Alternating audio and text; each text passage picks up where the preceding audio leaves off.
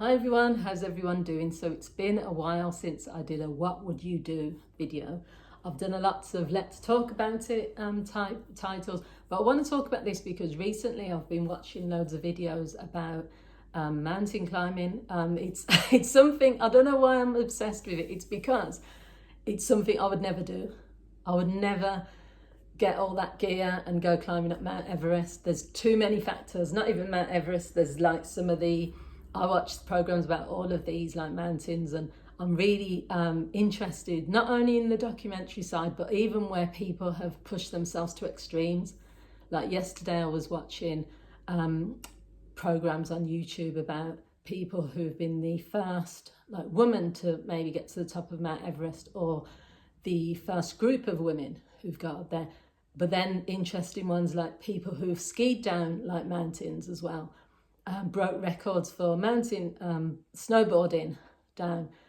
And what's interesting in these cases is that people keep pushing themselves to more and more extremes. So the person who got the Guinness Book of Records for mountain snowboarding, is it called snowboarding down, I think he went down Everest or another mountain. It wasn't Everest, it was probably Annapurna. I can't even pronounce some of these. He already had a record, but then he decided that wasn't enough. So he wanted to go down another mountain and do the same thing, and unfortunately he died. And this is what it's coming on to, what I want to talk about is what would you do?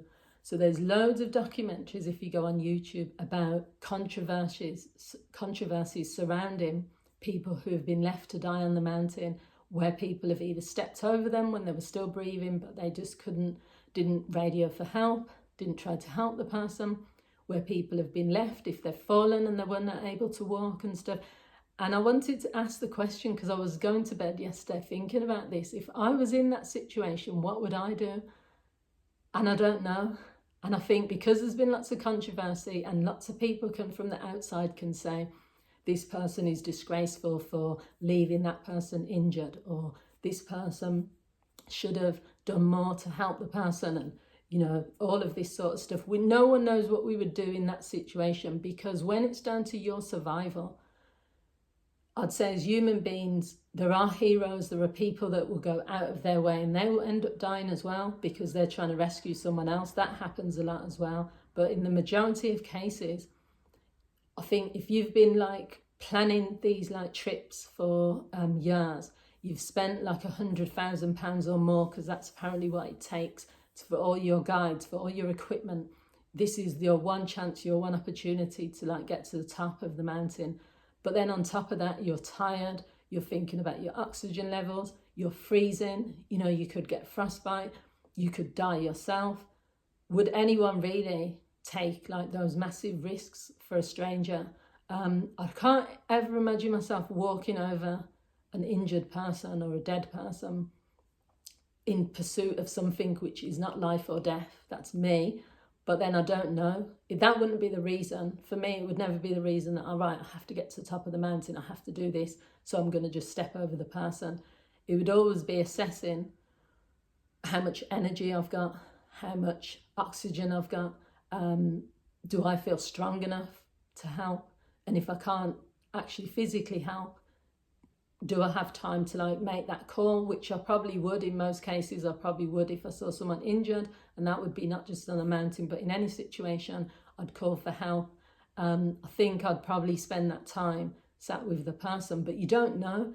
And in some of these cases, it's been like some people have stopped and they've tried to help and they've spent time. But I think one of the things that hit me with a few of these stories was people who have sat like in caves, or they've sat on the cliff for 3-4 hours injured, and they said something like 50 people have gone past them and not one person has called for help, not one person has helped them. 3 hours means that that person has an opportunity of being helped because they've stayed alive for that amount of time. And so that's where the controversy is coming, because people have said if someone has sat there for that amount of time injured, it means they had a chance if someone would have just stopped and helped them. In other cases, they couldn't call for help because they couldn't be heard and they were breathing still and they were left and thought for dead. I think it's just one of them things, isn't it? It's the same as if there was a burning building. Would you go back? Would you save people? Would you just think about yourself? Who knows what you would do in those situations? I'd like to think I would try to help anyone, even if they were a stranger, or especially if it was someone I know, I would try. But you don't know, because when you're under pressure and when you're under stress and when you're thinking about as well your own life and whether you're putting yourself at risk, no one knows. So let me know what you guys think. I'm really fascinated, not just in that side of things, you know, whether people would stop and help someone on the mountain, but I just think the idea of even climbing a mountain is just, I don't know what it is. I'm just fascinated by it because it's just so, it's not even as extreme as some other things, but when they're talking about the fact that 1 in 14 people die on this one mountain, Annapurna, I think it's called, I can't remember where it is, don't ask me because I've watched so many things. Mount Everest is the tallest mountain, but apparently Annapurna is the most difficult, and K2, they're both the most two more tricky to climb, and they have more deaths. So 1 in 4 people that climb that mountain is going to die. Imagine that. Look at those odds. In any other situation, no one would even attempt to do that if the odds were 1 in 4, or it might be 1 in 14. It's still high if you look at the numbers, but people still do it. They still spend that money. They still risk their lives to do it. So yeah, what would you do if you was part of a group of people climbing, or you were a solo climber and you saw someone that was still breathing, but they were just not able to get themselves down? Would you stop? Would you help? Would you, yeah, what would you do? I'd love to hear your thoughts on this. Thanks for watching. Bye.